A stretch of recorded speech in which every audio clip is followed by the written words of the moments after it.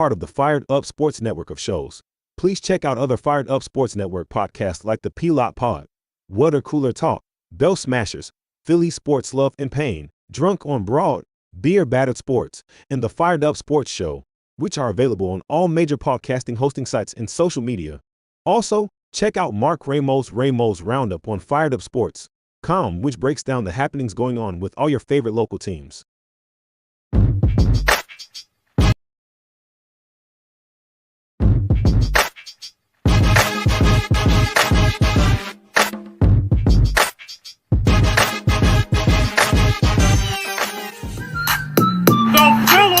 Eagles are Super Bowl champions. Eagles! Swing of the miss, struck him out. The Philadelphia Phillies are 2008 World Champions of Baseball. Ladies and gentlemen, the Flyers are going to win the Stanley Cup. The Flyers win the Stanley Cup for the lead. Yes! Iverson, wow, what a fake off Daniels as he broke his ankles and got all the way to the cup.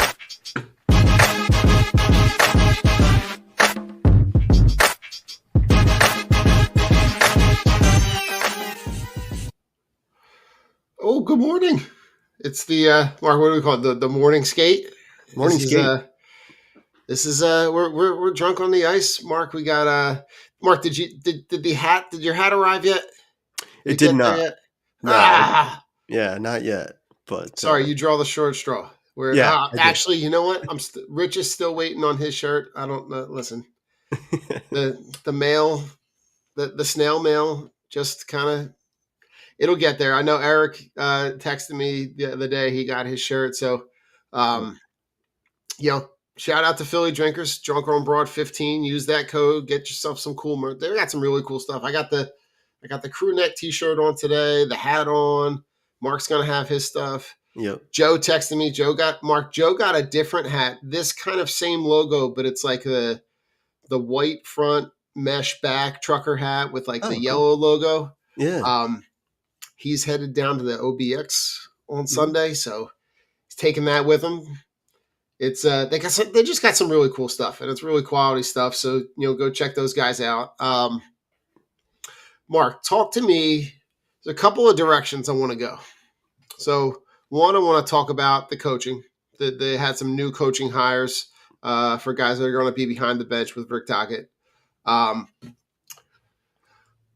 want to talk Stanley Cup Finals because that has been absolutely electric. And then I want to see kind of now the dust has settled. I know we talked to some draft prospects last time, but see kind of where the dust has settled. See if maybe you and I have kind of settled in a group of players.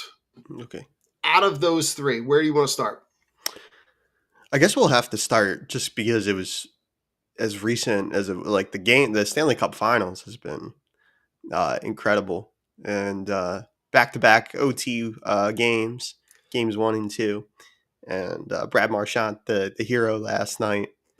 Leon Draisaitl the hero in Game 1 for the Oilers, and we go back to South Florida tied at 1. But give me 7 games of this. This has been Mark. In 2 games, they have played the equivalent of 3, right? Mm-hmm. With the 1 overtime game in Game 1, double overtime in Game 2.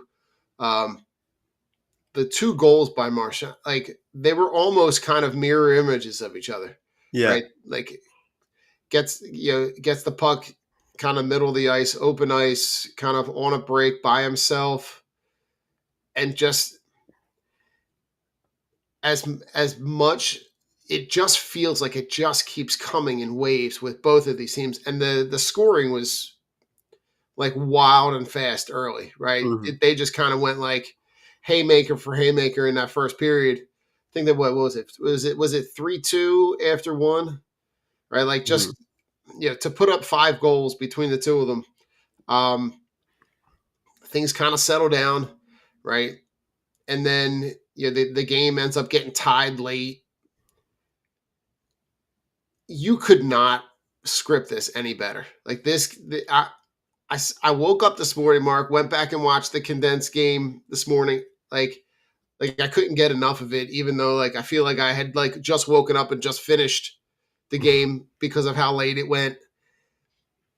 And I look at this and I go, this feels like a completely different level of hockey than the hockey that we watched during the season. And I know that tends to happen the further along and you get with the playoffs and the more those mistakes kind of get sussed out. But I look at this and I'm going, this is a completely different level. This is like even from what we watched in the Eastern and Western Conference Finals.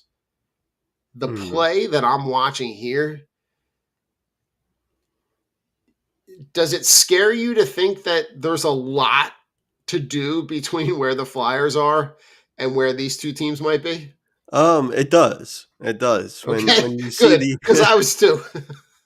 yeah, it does because I mean, especially in these two games here, um, I think when you think about the Oilers and the way they like to play, like they're very you're going to see east west passing. You're going to see like they want to stretch the ice. They want to create space. And they definitely have the horses to do it.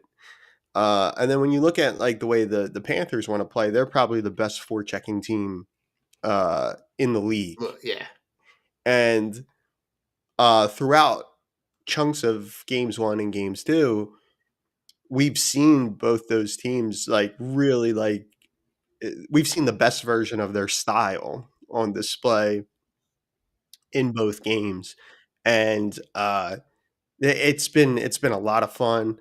The even the gamesmanship, with the you look at like I mean Sam Bennett, who's a free agent this summer, has been such a big factor on the road for the Panthers. I think he has like something like 7 road goals in 5 games or something like that. It's pretty incredible what he's doing.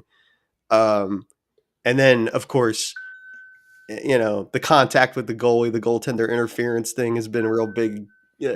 thing. But it's a gamesmanship. It's a Stanley Cup final. You know what I mean? Like, guys are gonna try to get any advantage that they can out there, and But it's been an excellent series so far. I knew that it would be a rematch. The Oilers seem so much more ready to go in this one. I think they really feel like this is. They don't seem to think that they're not like getting lost in the moment. They've been there before. I think about that goal in the first period that Draisaitl scored on the power play, the play that McDavid made. I mean, I mean, he goes like tic tac toe to himself. yeah, And here's the thing about McDavid, right? Like I know he catches a lot of heat for getting the teams there, but not being able to kind of push them over the edge, whether it's to get them to the Stanley Cup or last year not being able to to pull through. And the way that series last year kind of had that wild swing of essentially not being able to follow through on bringing the cup home, but it seems so effortless. yeah. That And that play he made, and I mean, you're talking about like the 2 best players on the Panthers. right, like it's not like he's doing this against a team that is a bottom feeder that might only win less than 20 games. Yeah, This is in the middle of game 2 of the Stanley Cup Finals when he's going up against arguably what you're saying, the 2 best defense. Like yeah. it The really does kind of make me pause and go like, we should be paying as much attention as he gets. We should be paying more. yeah, yeah. I mean, he's just special. Just doesn't seem to do it. Not at all. Uh, he's an outstanding player.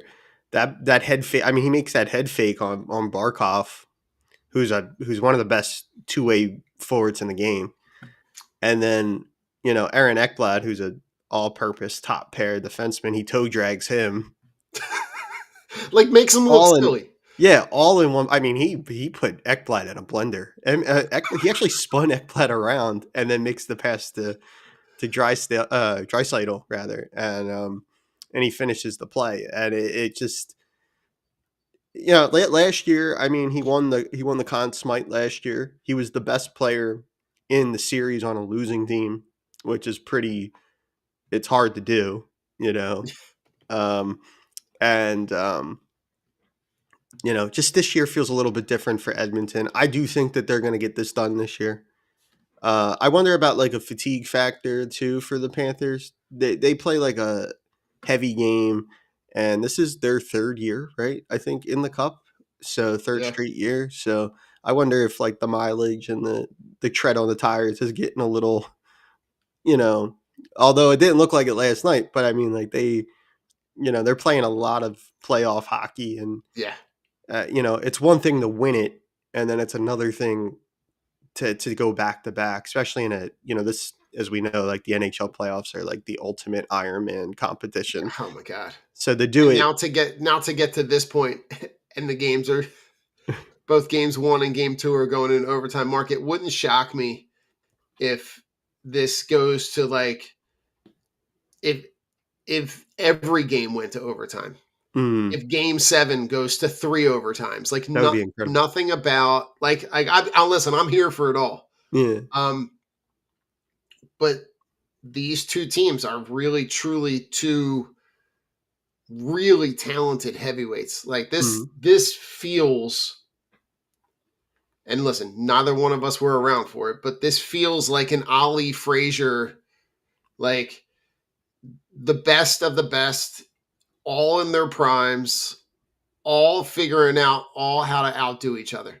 Mm. And the guys that are at the top of the roster are performing, which is all like you're not seeing guys that are like way down the roster. These are guys that are at the top of their game and are playing like it.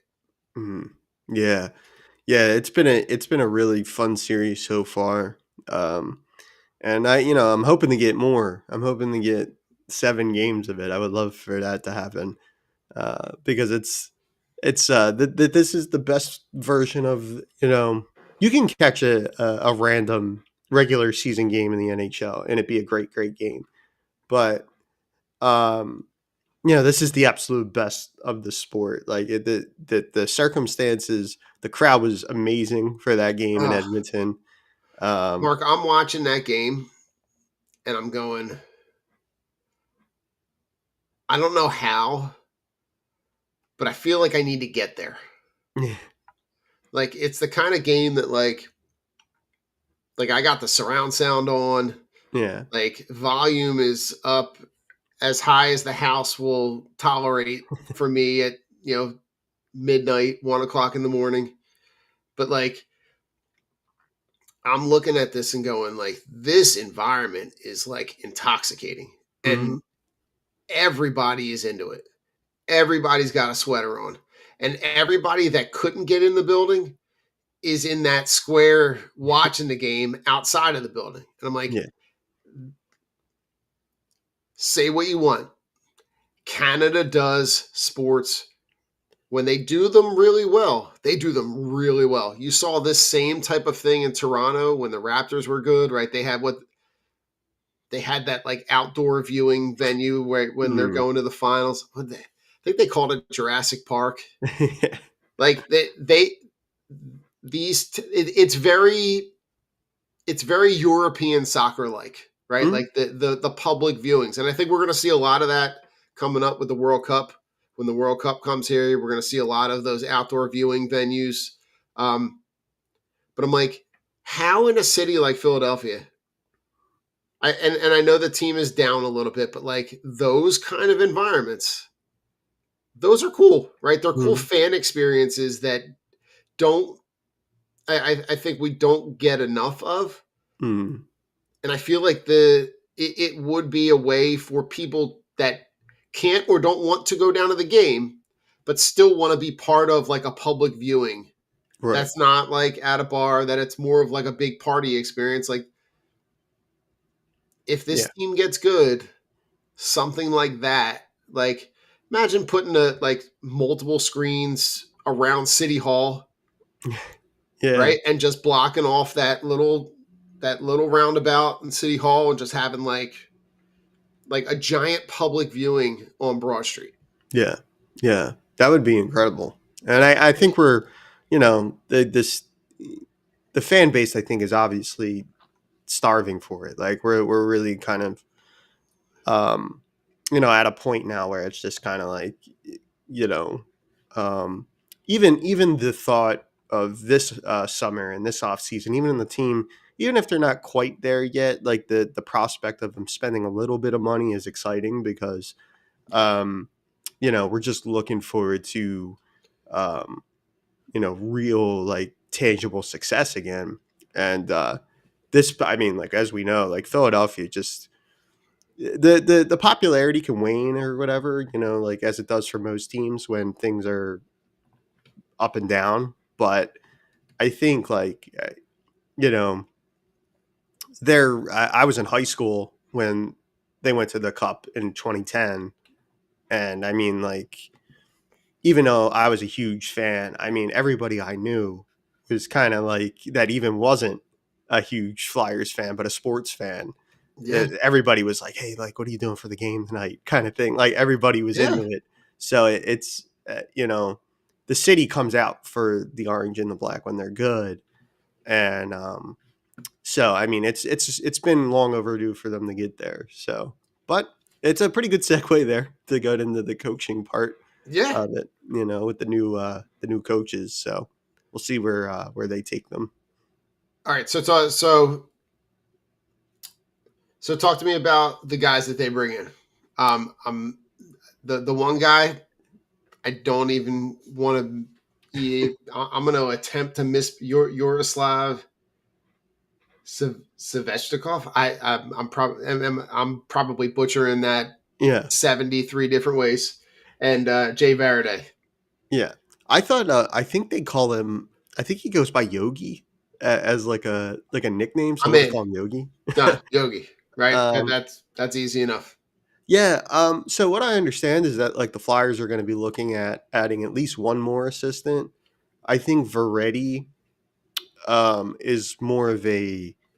I think he like from what I understand, he's more of like a conduit between like the front office. Like he's apparently very like analytically open to like he kind of sounds like like an analytic whisperer to like the coaching staff, Okay. which I think is kind of I think is a real important, you know it's something like, not to get on a soapbox about it, but it's something in sports now where like with it happens in baseball and other sports like that where like people will attack the numbers and be like, "Oh, see, it's like the analytics kind of thing." But it's often, I think, how the analytics are being used or applied to a situation. Not every like, you know what I mean. Every situation calls for a different thing. Right. So if you're looking at the wrong numbers or not applying the numbers in the proper way, it can kind of that's when it starts to get slippery, right?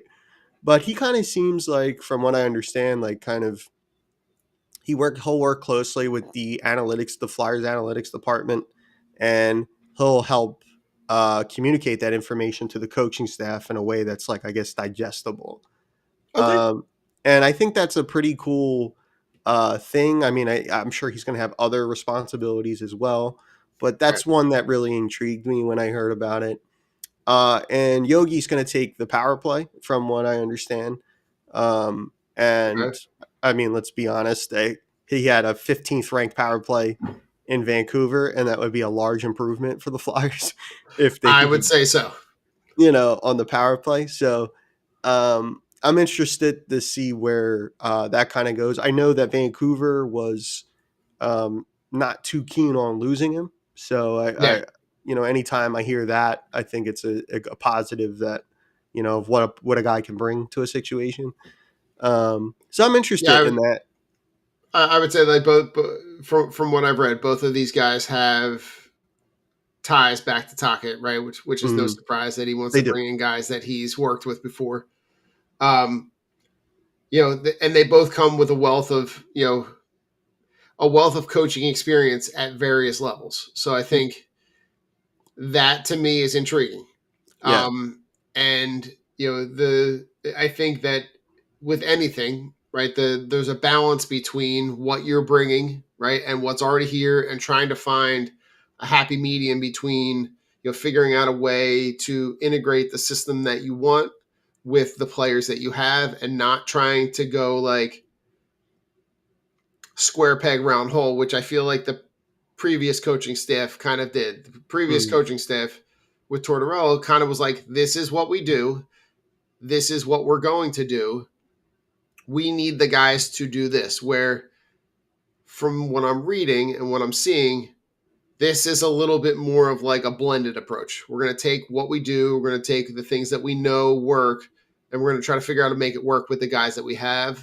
And mm. then we're also, I think, and we kind of briefly touched on this a couple shows ago, but like the idea that like I think that bringing Talkin here because of his reputation around the league with players makes the Flyers a more attractive destination for guys that could potentially be on the move. Yeah, absolutely. That's definitely, I think, Don, a big, that's a big positive, and something that I think, I'm sure, played a pretty big role in the Flyers hiring Tocchet. Beyond the former Flyer thing and all that, Tockett's really, really well liked among players around the league, and I think, um, if you're going to exhaust every avenue to improve your team, having a coach with a high approval rating certainly goes. Because if you remember back to like when we were talking about shows over the last couple seasons during the Tortorella thing, one big elephant in the room always was, well, how's this guy going to fit with Tortorella? And it was like, Very much so. and that's a hard way to do business, when you're, uh, you have to like cut out a handful of guys that otherwise may be what your team needs, but you don't know if the Right. coach it's going to work with the coaching staff and things like that. But I think one thing too about the coaching that I should probably mention is that, um, since we last talked, Ian LaPerriere has also moved into a different role with the organization. He was the Phantoms Okay. head coach, and it kind of goes to your point, Don, about having a um, uh, your staff being simpatico from the NHL level down to the AHL level, even down to the level below that in the ECHL level.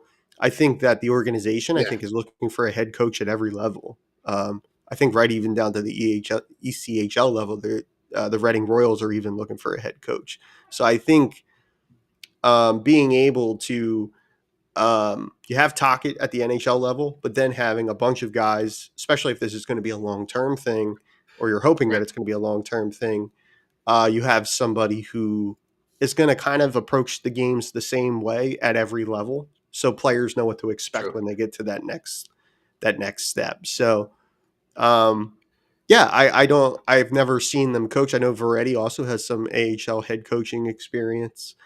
Um, he was with Tocchet, as you mentioned, in Arizona. Yogi was Yeah. with Tocchet in Vancouver. So, but it sounds like they're going to add one more coach. At least that's what the most plugged in beat writers are saying, is that they're going to add one more guy, and that guy will probably take Brad Shaw's position in terms of like uh, coaching the defense. So, Do you, do you think that's a significant loss for them? I For do. them not to be able to retain Bradshaw? I do, especially because, as well, I think he just took the job. He took a defensive coach of job with the Devils, which is, Yes. he's staying close by, division rival, um, and the Devils are a team that, with um, Luke Hughes and guys like they have a lot of good high end talent on their defense, and if it's any indication of what we saw Shaw do here, he might be able to do a really good job with Right. all the talent that they have in Jersey, which would in turn be not fun for the Flyers to see the Devils 4 or 5 times a year. So, Very much so. that was a tough loss, I think, and Yeah, it was tough. I think especially too because he kind of seemed to be a very well liked guy and a very well liked Yeah. coach, but it's kind of just a part of the business too. It's unfortunate to see him go. I thought he did a good job. He was a positive here throughout his whole time Yeah. here. Um, and I thought he got a lot out of guys like Rasmus Ristolainen and Travis Sanheim, and kind of his game had kind of um, in my opinion got progressively better under Shaw. So a lot of guys I thought improved under his watch, and it's tough. You just hope that the next guy can do something similar. Yeah, I think the thing that I'm looking for is the same thing we've kind of like the theme of like the last couple seasons, right? You want to see them improve, you want to see them get better. I think this year was kind of like a step back, right? Based on the trajectory of where, at some point 2 seasons ago, they were pushing for a playoff spot and we're kind of right on the verge of it. And then it's almost like they got close enough. And then there were a bunch of guys that they traded trade deadline, which we kind of expected they would do. And then the play fell off, and then they kind of fell further and further away. But like they were pretty close, Mhm. and I think the them being close enough to feel for the fan base to feel like they could have made a playoff appearance, which I think would have been good for the guys that were on the roster. Um, this year was like a significant step back. This year was like it was not pretty. Yeah. If we just want to be kind. Yeah. No. No. And I think with a new coaching staff, with a new approach, with Mitchkoff in his second year, I'm thinking, and this will kind of lead into some draft conversation, but like thinking about like the fact that you're going to have 6, 22, and 30, like you're going to have, is it 3? Right? Mhm. I'm not seeing that right. 3. They've got the 3 first round picks, right? They've got the multiple second round. They've got a lot of draft capital. Um, and we know that the way that the NHL works, so the guys that they're drafting this year are not, the most likely scenario is that they're not on the Flyers roster next year, but guys that can potentially be impactful in the next 2 to 3 years. Yeah. Yeah. Too, I think when it comes to that, even the most NHL ready guys, I think like it took the Flyers got Michkov here in about a year's time, and that was a little bit earlier than we thought. Yeah, Um, I mean, I remember when we first talked to them when that draft happened, and we're thinking 2, 3, 4 years at yeah, the earliest. yeah. So it worked out well with being able to get Michkov here as early as they did. Um, and I think for usually that's the path, unless you're like first or second overall. Usually those guys are usually taking a year at the NCAA level or a major junior level before they make the jump to pro. Um, so yeah, I think when it comes to that, um, in a year's time, like I mean, obviously the best case is always like, it's always the most. Well, I don't know if it's the best case, but it's always the most fun case when a guy comes in right away. You know what I mean? And he Almost definitely. plays. You know, so but I mean, like the draft is kind of like I know the combine's going on right now, the NHL combine, and I've read a little bit about that. I know the Flyers had dinner with Jay O'Brien or Okay, Jake O'Brien. I'm sorry, Jake O'Brien. Jake O'Brien, and he's in that 6 to 8, 9 range, I guess. Yep. So that's interesting that they were doing that. I don't know that it's an indication of anything, but maybe they're talking. Maybe that's an indication that uh, of who they like. You know what I mean? Who they And that, like, and also, Mark, I think it's also a good indication of the fact that they're keeping their options open, right? right. They're not identifying a guy, you know, a significant time out from the draft and going, we're just kind of zeroing in on this one guy. So I think, and I also think like they have the draft capital to be able to be flexible and have those conversations if there's a guy that they like, you know, that falls into the early teens, right? And they have the draft capital to kind of identify that guy. And I think that's where, like, talking to those guys in the top 15, 20 kind of gives them the wide range of like, oh, we like this guy. And if he falls to, if they're picking at 22 and he falls to 16 and he should have been picked in the top 10 and they want to move, they have the flexibility and the capital to be able to be aggressive if they want. Yeah, and I'm sure they're going to look into that. I said this on a previous show, and I always wonder though, like we hear a lot about it. I think like might be Utah in the fourth pick has been Mm-hmm. kind of discussed. They're looking Tossed for around. like yeah, like they're looking for like a young top six guy and stuff like that. But it's just it feels like so. I feel like it's something we talk about every year, but it's so rare that someone's able to jump into the you know top of the draft. But I do think at the same time, if there were a year where that could be possible, it would probably be a draft like this, where um, it's really kind of not seen as like a super deep draft, but it kind of seems like the top 10, top 12 are pretty, are pretty kind of like high end players or, Right. so uh, it does seem like a year where like maybe you could see some action there, but it just feels so rare that we see someone jump into like the top three or top, get the second overall Yeah. pick via trade. It just seems like it could certainly happen, but it just never feels like it does to me. I hear you because it's and this is a draft that doesn't have your generational talent guy at the top. So there's a lot of parity at the top. There's a lot of and which is why I think they start to kind of have those conversations around a variety of guys to kind of keep their options open. Mhm. Which for a team that's in a position that they're in seems like a smart move to be really flexible in terms of how can we build the talent pool to move this team forward 2, 3, 4 years down the line, and whether that's building a deep prospect pool so that you have the flexibility down the line to make a trade and say like we've got depth at a lot of positions. These are guys we think can be productive, but we're willing to move on to bring in a guy who's going to make an immediate impact. Um, they're a ways away from being in that position, but I think this is where that work happens. It Right. happens in these drafts where you know I wouldn't be surprised either way, Mark. I wouldn't be surprised if they make all three picks. I wouldn't be surprised if they make you know if they make two picks and they make a trade and trade out for future draft assets, or if they're moving up and down.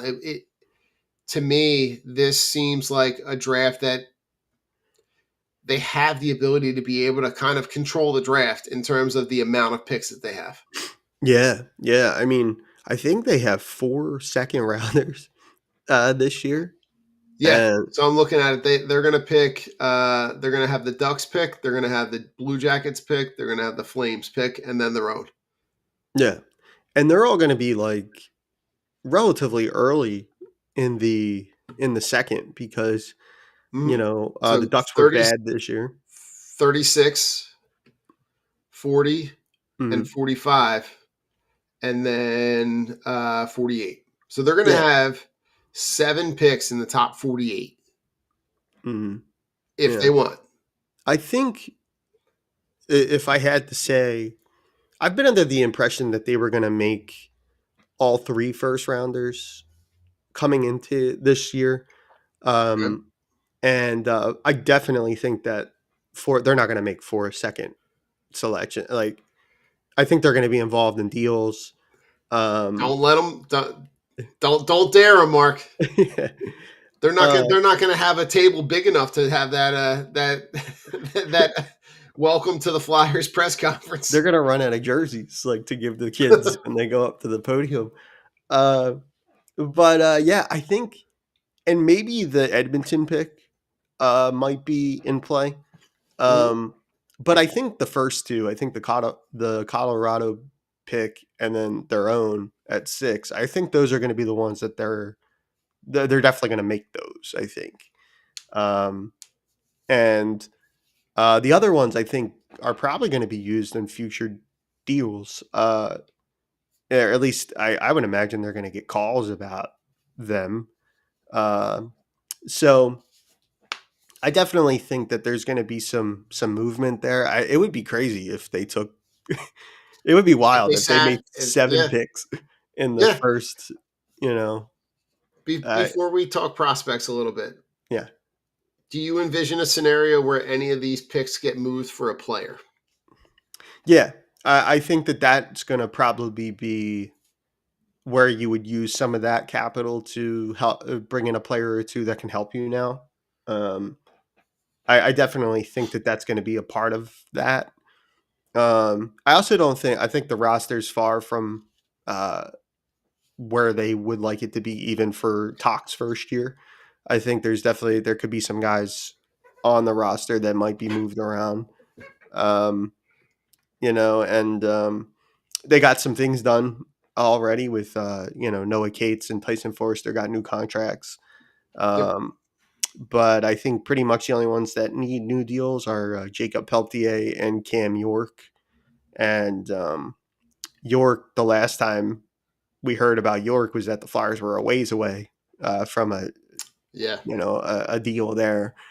Um, so I wonder, like about like what could happen there with the draft capital plus some uncertainty with who's going to play where and what they're getting paid and whatnot. So I would imagine that they're going to move some of those picks for guys that are going to help now. I think that's, again, the word that I keep coming back to is flexibility and options. You're going to have both of those things with how you've kind of set this roster, how you set the front office piece, how that Mhm. has been kind of set in motion for this draft. In terms of draft picks, Mark, now that you've had a little bit of time to, do as much internet research as we can and read and watch highlights, and are there any guys that you're kind of zeroing in on as like, this is the guy that I really hope they take? Yeah, I think I said it before, but I mean Anton Frandel is just that's my guy. Uh, I'm going to be following He's his not career no matter where he he's goes. number one on my list. Yeah. Um, we haven't heard like a whole lot. It's not like we heard the O'Brien thing the other day about the Flyers having dinner with him and all. And not that that's always like an indication. Sometimes I think that's just they do the interview process and then maybe here's an opportunity to kind of get to know a guy a little bit better. Yeah. Um, uh, and um, and I would be certainly okay with Jay O'Brien, or I keep calling him Jay O'Brien. Jake O'Brien. Jay Jake. O'Brien was the Hextall pick that didn't work out. Uh, and I keep calling him that. Um, Jake O'Brien. And so I think, Frondel's really up there for me.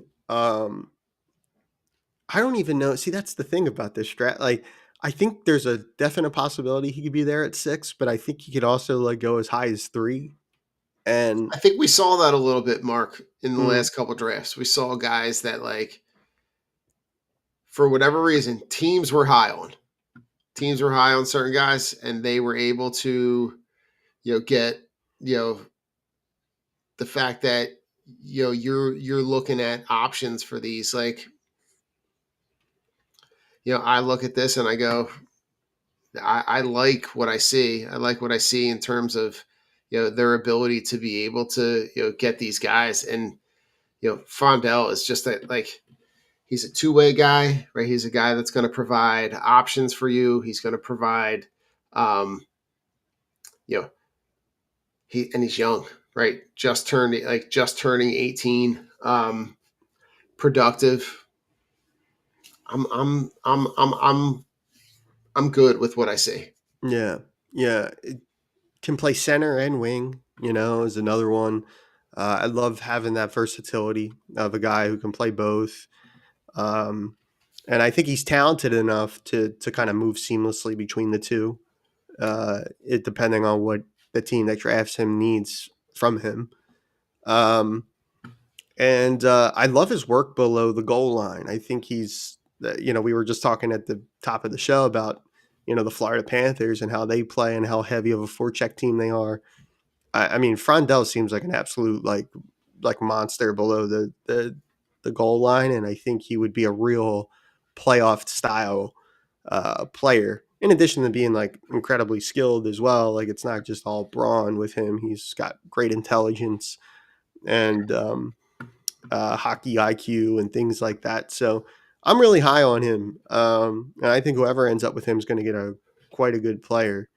Um, some of the other guys I think about, like I've liked what I've seen from like Carter Bear, Okay. from I think he's with the Thunderbirds, Seattle, of the WHL.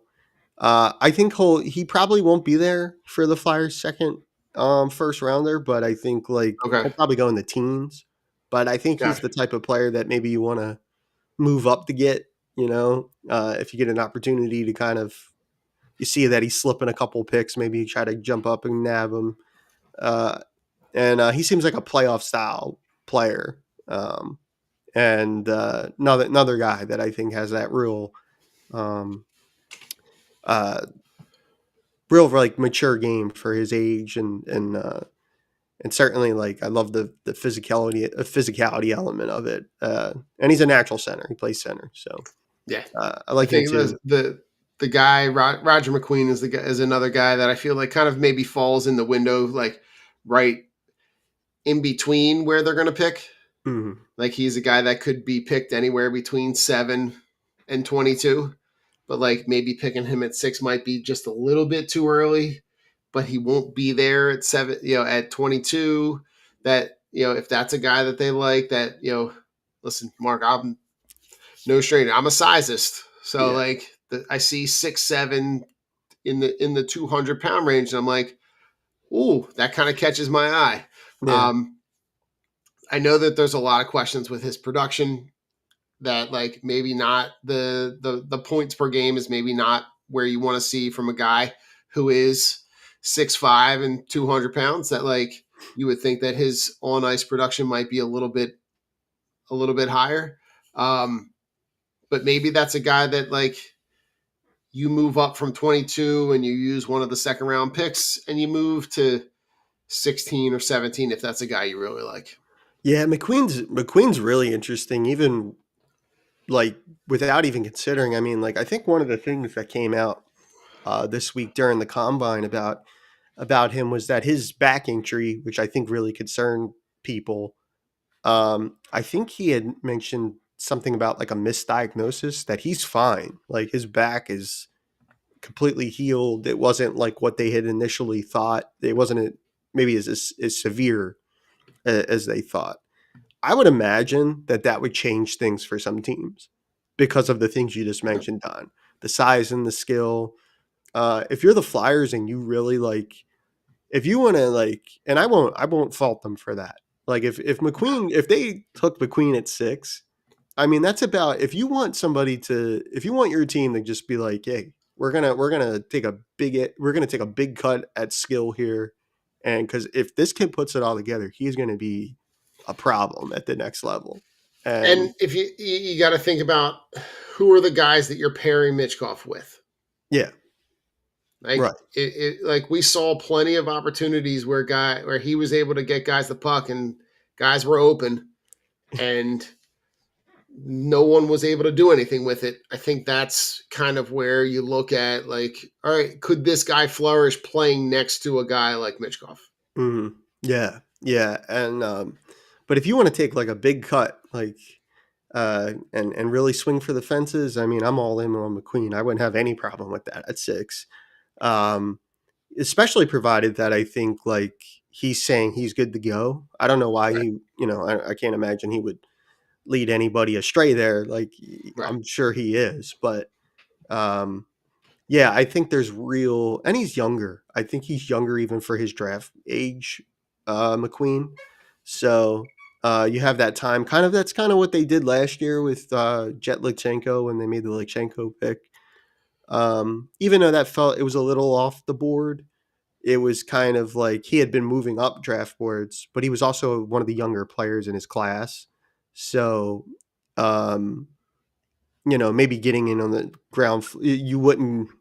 If you're going to wait to get him, you're probably not going to. He's probably going to be gone by then. So you have to weigh that versus like, yeah, maybe we should just use the pick on him now if we love him that much, So, so McQueen's an interesting one. I'd have no problem with that. Mark, anything else we missed before we jump out and on the other side talk a little Sixers? No, I think there are rumors out there. The Flyers are signing KHL star Maxim Shabanov. That's been out there. The team hasn't confirmed any of that, but there's a report out of Russia that said that he's coming to the Flyers. Sometimes you got to be a little, things can get lost in translation sometimes, but Sure. the Flyers are one of the teams that were interested, and some people have it as a done deal. Other people aren't so sure. So, but Michkov and Igor Zamula, two Russian Flyers players, have followed him on Instagram. That's been out there too. Well, So. listen, Mark, it's Instagram official, so it's Yeah. only a matter of time. Yeah, just need pen to paper here. So we'll talk a little bit more about him if that becomes official next show. We'll talk about Shabanov. Most definitely.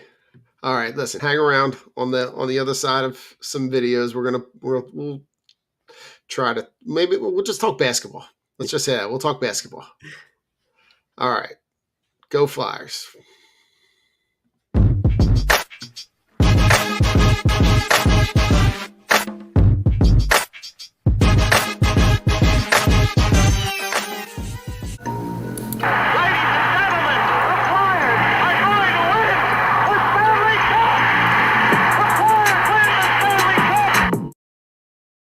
We are part of the Fired Up Sports Network of shows. Please check out other Fired Up Sports Network podcasts like the P-Lot Pod, Water Cooler Talk, Bell Smashers, Philly Sports Love and Pain, Drunk on Broad, Beer Battered Sports, and the Fired Up Sports Show, which are available on all major podcasting hosting sites and social media. Also, check out Mark Ramos' Roundup on firedupsports.com, which breaks down the happenings going on with all your favorite local teams.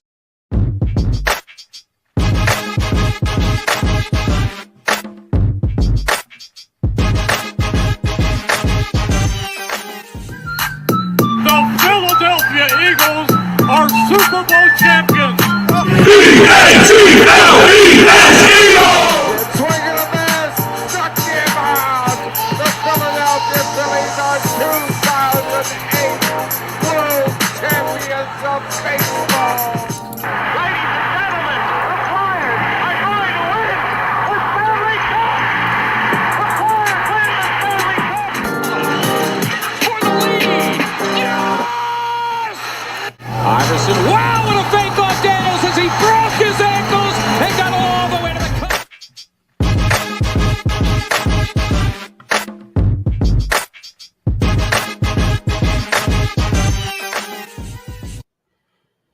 All right, well, this is Drunk on the Court. Where it's the we had the morning skate just a little bit ago talking Flyers, so this is going to be the shoot around. The shoot around. Mark, listen, if there's not a better time to order some Philadelphia sports merch, it's the summertime. Go check out Philly Drinkers, Drunk on Broad 15. Get yourself get the discount. Get yourself some cool stuff. They got some cool Sixers stuff. Listen, they got some cool sports stuff. There's some really cool merch in there. I got myself the Philadelphia Eagles blanket, super comfy. The IGGLES. But Mark, let's do the same thing we did earlier, right? We've got the NBA Finals going on right now. We've got some Sixers draft news, not news, but like maybe some reports, and then some potential options for the direction of the team. So you want to just jump in most recent. You want to jump into the NBA Finals because just like the NHL Finals, the game one Oh yeah. game one was wild. Listening to and watching Indiana come all the way back after being down, 15-16 in the late in the third quarter. And again, really cool. I was talking about it with Rich. The idea of Tyrese Halliburton, the picture that I can't get out of my head after they win the Eastern Conference is him holding he's walking, in underneath the stadium holding the Eastern Conference trophy. And literally the Pacers socials, caption this, right? And it immediately took me back to this summer. And the social media post that he put out right after they win the Olympics, right? And it's the getting an A for the class project when you didn't really do anything. Yeah. And I think about the fact that we all thought that the Joel Embiid inclusion into the Olympic team was something that was going to be a springboard into things that he could bring back with his game that could elevate the play of the people around him. Now, injuries off the court, all that stuff translated to a really horrific season for the Sixers. He barely plays. He probably should have just sat the whole year out and got healthy, if I'm being honest. You had the injuries to McCain. You had the injuries with Paul. It went sideways so fast that they became wildly irrelevant. But I look at what Tyrese Halliburton took from it seems as though even though he did not even get on the court, the experience that we thought Joel Embiid would have, he consumed all of that. Yeah. Being around all those guys and competing against them in practice and taking the things that he saw in terms of their work ethic. I look at that and go, good for him, man. Yeah. He has been Yeah. really fun to watch.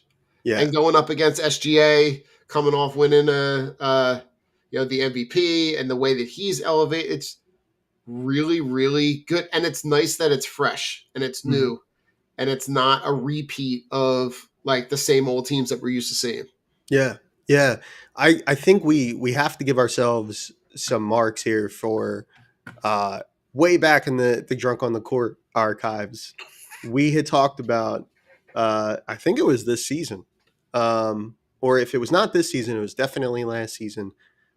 There's a show where we had talked about a game where the Sixers were playing the Pacers, and we were both like, "This Tyrese Halliburton's good." We don't know. Yeah, you're right. Like people are like, we were like, yeah, if you're not watching him play, you have to watch this kid play. That experience at the Olympics, which he didn't play and he made light of that and all, but and we had talked about that.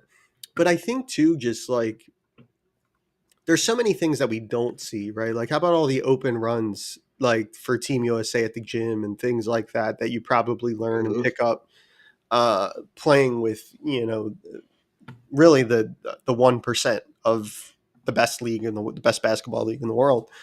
Right. And and throughout this entire playoff, really, the Pacers have been so this is the most unflappable team I've ever watched. Oh God, yeah.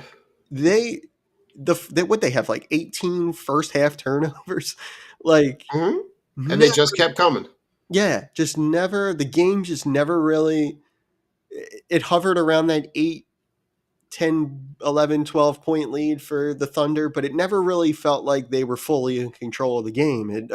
Anytime the Pacers needed a shot, they got it. Whether it was we talk a lot about Tyrese Halliburton, but Andrew Nembhard they were playing exclusively through him in the fourth quarter. He was the one handling the ball most of the time. Yeah. He was ice cold in that game, just unconscious at times. Miles Turner hit some big shots. I think about that fadeaway corner three that kissed the glass and went in. That was pretty crazy. Opie Toppin, who came in the game and was, every time he touched the ball, he was making a mistake with it, and then he hit some big shots. It's wild. So like they're, that like, and then on top of it, which I had heard before about Carlisle, the head coach of the Pacers. Mm-hmm. I had heard when he like took that job, everybody was always like, if you get Carlisle as your coach, you're good for an extra like 8 to 10 wins a year. Like that, he's that kind of like, Which is huge. mm-hmm. Yeah, and I never thought of him like that. Like it's just like a fan of the sport and a game like that. A fan of the game like that. I never thought of Carlisle like that until I heard that from um, some people like that were just reading things and all, and they were like, Carlisle's really, really well respected and well liked around the league Yeah. as like a real, like a real kind of like quality coach, and this is like the perfect fit for him with what he has in Indiana. And yeah, I mean, it looked like at times like SGA was just going to run away with it. He was going to put the Thunder on his back, and it just didn't have like the Pacers. I think one of the underrated aspects of them is their defense. You know what I mean? Yeah. Like there was a lot made of the Thunder's defense coming in the game one, and they certainly, the turnovers that they created and things like that, it was all a positive, but the Pacers never really, they're the strong, they're the best, or probably the most mentally strong team I think I've watched in quite some time. Like I can't think of another team that like from like a mental toughness standpoint, they just nothing phases them. No, I mean, and Mark, to go into Oklahoma City, where they have been pretty untouchable at home, and you have the mistakes early, you get down a pretty significant amount in even way into the third quarter, right? You're talking about 15 ish in that neighborhood. And then to come back and outscore them by 10 in the fourth quarter. And to, I think they went like the last 2 minutes, like they held Oklahoma City without a basket for the last 2 minutes. Yeah. And then for the stones of Tyrese Halliburton to be able to come down and knock down that shot with 0.3 of a second left. I just got to give them credit. They have put together, and they had a lot. They would have had a lot of opportunities, right, to pack it up. Right, you're down 17 in the third quarter. You know what? Maybe tonight's just not our night, right? And to their credit, they fought back, but Oklahoma City had opportunities to take that lead from 15 to 21, and they didn't. And Indiana capitalized on it. Mm-hmm. Yeah. I just, I was really impressed. I was really impressed with, the way that game kind of played out, and kind of looking forward to this series now. And it was everything that Indiana needed to know that they belonged in the NBA Finals. Not that they didn't think that, but like that cemented it for them that like anybody that kind of looked at this series was like, sweep, gentlemen, sweep, right? 5, OKC in 5, like the way that because they had been dominant throughout the entire season. Now it feels more like a pick 'em. It feels like this could be a game this could be a series that could go 6, that could go 7. Wouldn't surprise me if they mixed in some overtime games. But you look at the point distribution from Indiana, right? Your leading scorer is Siakam with 19. Yeah, he was good in that game. Like, here's the best part, Mark. Best part of it all. Do you know who their leading scorer was in the first half? in that game? Indiana's? TJ McConnell. Yep. Like, former process Sixer TJ McConnell Yep. is your, like, what a career that he's carved out. He was great here, and he was great in that role, and he went to Indiana and really just kept doing his role. And now you're looking at a guy like, he's been in the league. I'm trying to look how many seasons. I'm trying to look on Basketball Reference here. I mean, he's been in the league since 2015. He's going on 10. This will be year 10 coming up. Yeah. You know, and this is his 1, 2, 3. This is his 6th season in Indiana. Yeah. But he goes there and he does his job, and he's held. Other than the 1 year in 22 where he only plays 27 games, since he's been in Indiana, he's played 79, 71, 75. He has the 1 year in 22 where he plays 27 games, 69 games, 71 games. Like, he's a guy who's just healthy and there, and plays a role, whether it's and he averages in that like 18 to 22 minutes a game, right? He's never going to be your starting point guard, but he's going to come off the bench and lead that second group and keep them really productive, which is all that you can ask. But he was really fun to watch in that first half. He was. And classic, just like, I think of him as just like a classic, like, spark plug off the bench. You know what I mean? Like, you just need something from somebody, and you look down your bench, and there, he'll give you something, and usually will. He's usually good for that. Coming in and having a positive outcome on the game in some respect. Um, and one of the things too, like, I mean, you mentioned Siakam in that game, and that might be like, Siakam might really cause. And I had not thought about this coming into the series at all, but like, Siakam might cause some real problems for OKC because they really don't have anybody with like the size and the athleticism to guard him. I mean, maybe I don't remember who Dort was on, but I mean, they were able to get Siakam the ball in some favorable matchups, and he took advantage of that. So that might be tough for OKC. Like, I have to imagine Dort is on one of the guards, right? Like, I think he's on one of the guards. I don't I know think that. so. Yeah.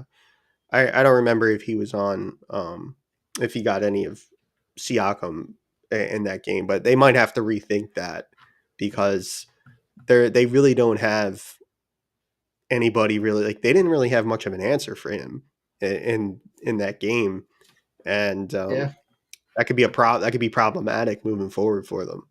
But also too, one thing I should mention to you, Don, is like, I had recently heard on I heard Kevin Garnett say on a podcast. He does that podcast with Paul Pierce and stuff. Oh yeah. And I heard him say something because, like, KG's like one of these guys too, which I love KG when he played. He's one of the top guys of my era. I'm so big KG guy, and he was. And one thing, like, it's awesome about him is, like, when you listen to him talk basketball, he's really truly a fan of basketball, and like, loves. Like, he's like one of these guys who are now like older, but you don't really hear him like dog like the new era guys a lot. He's like just a fan. Like, he seems like he kind of just enjoys where he kind of appreciates and enjoys where the game is today. Right. And he had mentioned this on one of his pod episodes with Pierce was, today, like, he doesn't think as much that the big three is like so much a thing anymore. You really kind of need like 6, 7, 8 guys who can that have like 2 or more high-end skills and maybe 1 star. And when you look at like the Pacers, who, even though like Halliburton is a really clutch player and definitely a high-end player, he might be short of that star status, at least right now. Yeah. And then, of course, OKC with SGA, and then like all the like quality he has around him. That's kind of true. Like that's Yeah. becoming a real like thing now. And then you look at even up and coming teams like the Pistons and the Rockets. They're kind of built the same way.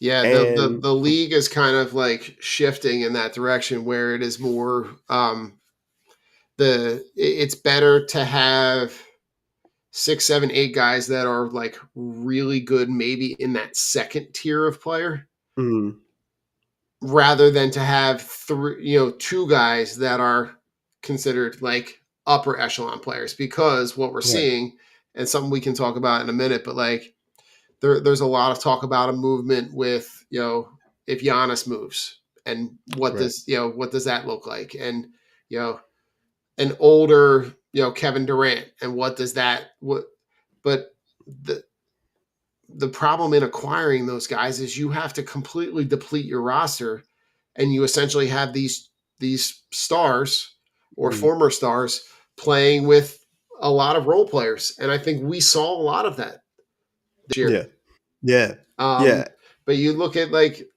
Mark, I'm looking at the Thunder, right? And the Thunder have, so SGA scores 38, right? But then you have, Lou Dort with 15, and Jalen Williams with 17, and Alex Caruso with 11, and like, but you have guys up and down this roster that are contributing, right? And another process guy, Mark, Isaiah Joe, yeah, you know, kind of carved out a role after he left the Sixers, and has been with since he got traded, right? Has been with Oklahoma City and has really kind of found his role, and played 11 minutes, scored 5 points, but like it's interesting to see. It feels like the NBA playoffs were kind of littered with former Sixers that have gone on to do much better things. yeah, yeah. It definitely felt that way.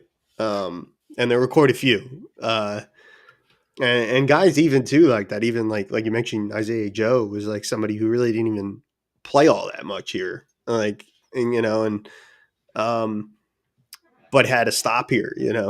But I Oh did yeah, think like when I saw that when I heard that I was like, that's true, and I hadn't thought about that. And when I thought about where the Sixers were kind of uh, hindsight's 2020, but guys like Daryl right. Morey and all are paid to make these decisions, and um, Yes, it's like the Sixers probably, or not probably, they did. It looks like arrive to that conclusion a little late, um, where like you kind of have to be, you get paid to be right, in those situations, and like you yeah, have to understand where the league is or where it's going.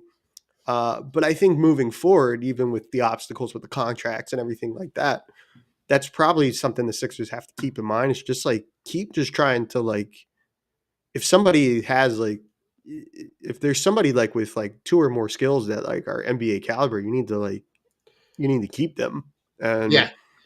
like try to Yeah, because build that's how something that, that's how you're seeing teams build out their roster with yeah, guys in that vein, right? And then that kind of leads me into like draft and the direction that they go in the draft, right? Because now there's some chatter about, does the pick get moved for a player, right? Does it get moved for a player and a pick later in the draft?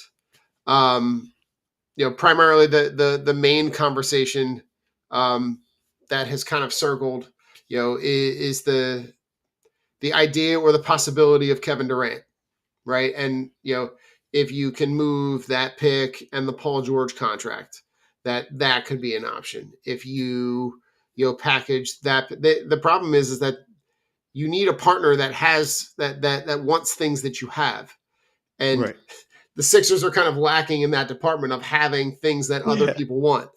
right, Um, outside of this number 3 pick. hmm, I think if it were the number 2 pick or the number 1 pick, none of these conversations would be happening. right, You would either Harper or Flag would be the pick, depending on whether it would be 1 or 2, respectively. hmm, But the fact that it's at 3, and Ace Bailey is there's some conversation going back between Edgecombe and Ace Bailey, and now the prospect of the Sixers potentially being open to moving that pick for a player like, let's see, 36, a 36-year-ish, aging Kevin Durant, who has been in a bunch of places since he left Golden State and really not had a ton of success. Your thoughts on first of all, thoughts on picking the player versus making the trade? Yeah, I would have thought if Embiid's injury stuff was so not up in the air, I'd have more. I think I'd have more stomach to like desire to look and maybe potentially trade the pick. I think because that's so just like we don't even know if he's going to play next year, and True.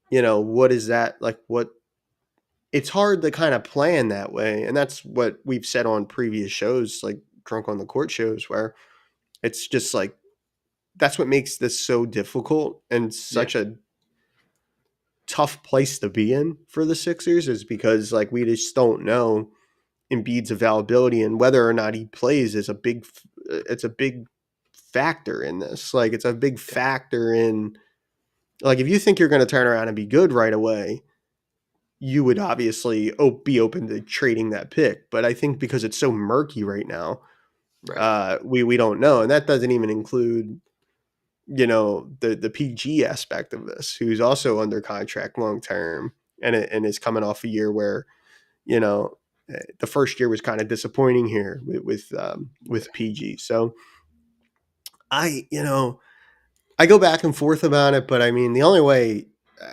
if you could do something with it, like to get like a Giannis level player, that's the only way I would consider even moving Yeah. it. Otherwise, I think just make the pick and keep moving forward with like your young core of like Maxi McCain and then the third pick and just try to build it that way. Yeah. Whereas like um irrespective the other stuff, like you're gonna have to, it's there, but you're gonna have to like operate as if it's you got to operate as if these guys aren't going to be there for you, so you can't really build anything True. around them. So you know that's how I would kind of consider it. The Kevin Durant piece of it is interesting. Kevin Durant, I saw Kevin Durant when I was in high school.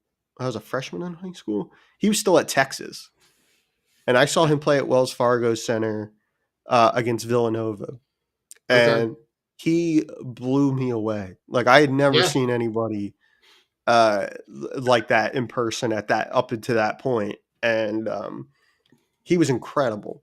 And he's since then he's been one of my favorite players in the game. Yeah. Uh, And listen, unfortunately, well traveled, yeah, wild, really, really successful, right? He's got MVPs, finals MVPs. He's got the Larry O'Brien trophy. He's got Olympic medals. Like no short of accolades for Kevin right, Durant. yeah, I no, also think, Mark, that he's kind of past his prime. And I think, the idea of like, who are you pairing him with?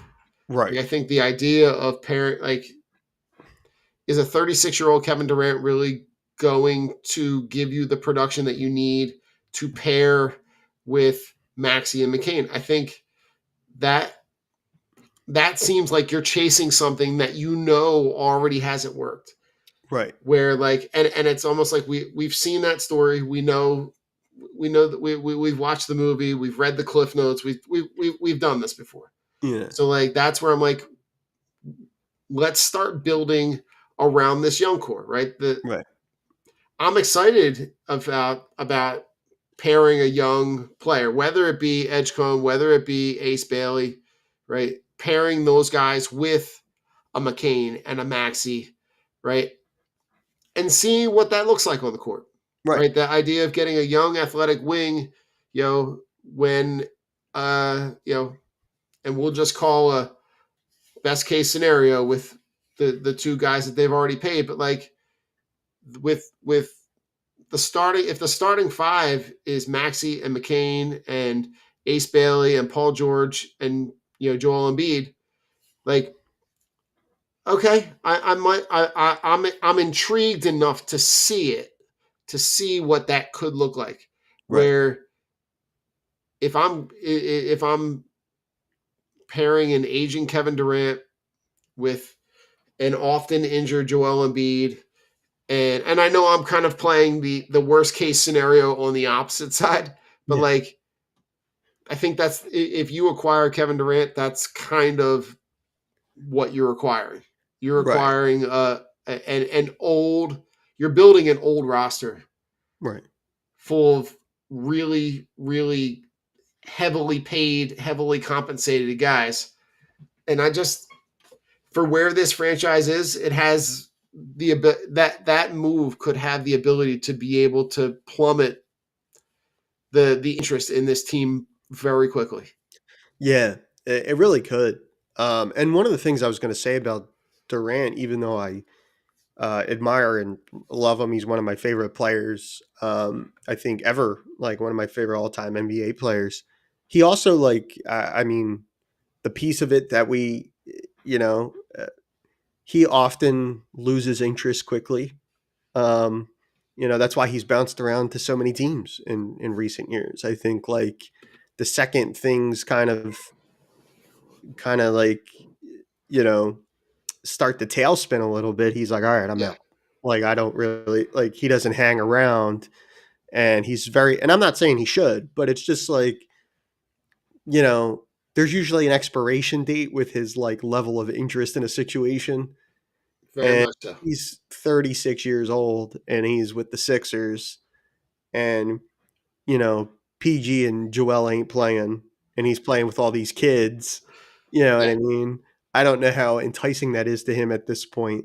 And also, I would imagine that, like, if there was some kind of framework around, like, the third overall and a deal to acquire Kevin Durant, I think people would just, that would be mutiny. Like, I think, like, just because of the fact he's older, like, Yeah, I mean, he's gonna go into that season at 37. yeah, Like, he's got a lot of miles on the tires. no, Like, you're buying a heavily used Maserati, right? Like, yeah, you're buying a Maserati, but the Maserati's got 100,000 miles on it. yeah, yeah. Yeah, So, it's a nice car. It'll look great in the driveway. It'll look really cool at the press conference when he's holding up the jersey, and you'll sell a lot of jerseys, and people will make a lot of merch. yep, But the product on the court, yeah, I don't know what that's getting. Now, listen, if we're talking about a guy like Lauri Markkinen, that, if you want to try to swing, Paul George and the 3 pick for him, maybe that might be worth more of a conversation, right? A right, guy who's younger, doesn't have as many miles on the tires, could come in and, could be really productive. I don't know. For me, I'm just like, it's a move, Mark, that we were kind of anticipating that they might make like 5 years ago, right, right, when you yeah, were talking about pairing him with Ben Simmons and Joel Embiid when all was well, mhm, in Sixers land. But it is far from that, and I think hopefully you're not in this position year after year after year, right? Hopefully this is the one-off that, kind of gives you the option to kind of catapult back into the playoff conversation rather than mhm, figuring out who you're going to select in the draft lottery. right, right, yeah. And there's also some other guys here, like, with, uh, not that you're planning your future around it, but I mean, like, there were some younger guys here that contributed this year, guys like Justin Edwards and Ricky Council and guys like that, like, Quentin Grimes, right? Like, guys right, that, guys that could be, Mark, if you build the roster out, mhm, and those guys are your 6, 7, 8 options. mhm, Those guys are really good assets for those 6, 7, 8 options. But when those guys are in your starting 5, right, that's when we saw what we saw earlier this year. yeah, And, you know, I don't know, maybe there is a situation where like you make the third pick and let's just say it's Ace, and Ace becomes, you know, that like that wing that they've desperately needed, and you pair that with Right. um Maxey, who's already an all-star level guard, and McCain, who's certainly brimming with potential as well. And then, you have those other pieces like the Grimes and like Quentin Grimes and Edwards and Council and all. And maybe there's a world where that could work, what I mean? Provided that Ace, is like, reaches his ceiling as like all purpose, like a star level player. Um, so, but that would be like, we're still a ways down, like we're a couple years down the Yeah. road in that situation. Um, so I mean, I just think it's important for them to hold on to this pick. I think it's part of your due diligence as an executive to kind of listen to all things, Yeah. but I mean, that just doesn't seem to make sense for this team. Not even right now. Like, I mean, we always think about now and in the future, Yeah. I- you know, and I don't even know what would entice KD, because like that's the other piece of this too, is like in the NBA, like I think teams um tend to value sending a guy where he prefers to go. Like you never see anybody, like it's rare you see an NBA team now ship off a star level player to a place where he didn't want to go. And Right. Very it true. it's because, Especially in the NBA. yeah, because the league's so like player driven. Like you don't want them talking to each other, and saying, "Yo, don't go play for him." You know what I mean? Like Very true. that happened a lot. Remember that was happening in New York a long time with the Knicks and Dolan. Like nobody Yeah. for Dolan, like in New York, and it's a death sentence for you as like a, a team and an executive. You don't need that negative connotation from a couple star players who didn't enjoy their experience with you. Um, so that's another element of it. Yeah. That like, and I just can't imagine too. Like, even though it's been out there with the KD thing, that he would like doesn't make sense for the Sixers to do it. And I also can't imagine a 36-year-old KD would want to come here at this point. So Yeah. I think there's Like if far. I'm him, like Yeah, I have no interest in being here. I have yeah, no like if I'm him, I'm ring chasing. So yeah, I'm trying to hop on board with anybody that's willing to listen. yeah. Um, and it also depends on how the Western Conference swings, right? If you look at like I know San Antonio and Houston have been in the ear market for Giannis, right? Because they've got the money to acquire him. They've got the draft capital. I know OKC's got 1,000,000 picks. They own like half of like the next 7 drafts. But like it'd be curious to me if you see Giannis go to San Antonio, and then what does that San Antonio roster look like with him on it, with him and Wemby and and Dylan Harper and you know is De'Aaron Fox on that team? Like they've Yeah, got he is.